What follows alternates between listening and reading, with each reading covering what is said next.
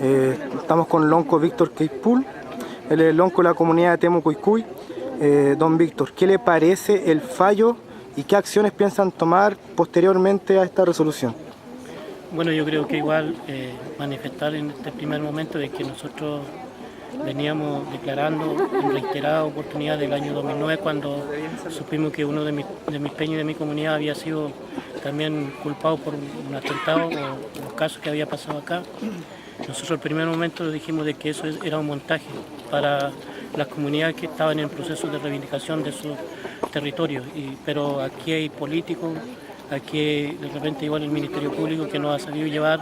por ejemplo, a perseguir algunos hechos que quedaron acreditados, pero al final la participación de los peñas que se lo estaban acusando y ellos no eran culpables. Y nosotros en el primer momento lo dijimos. Bueno, yo creo que aquí en adelante nosotros vamos de alguna manera trabajar de nuevamente por la absolución de los peñas, en la cual aquí amerita, por ejemplo, una demanda civil y en la cual vamos a trabajar, vamos a conversar con los abogados y en la cual lo vamos a hacer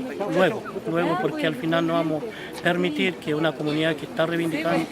su justo derecho, que es la reivindicación de su territorio, que esté preso 2 años, 4 años perseguido y solamente por un montaje y un montaje preparado por el Ministerio Público. Aquí preparó el Ministerio Público un montaje donde preparó un testigo protegido, pagado, que al final él va a ser titulado dentro de todas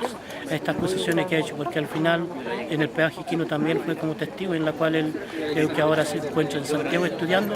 bajo todas las medidas de seguridad y también, por ejemplo, la protección que le está prestando el Estado juntamente con el Ministerio Público. Muchas gracias.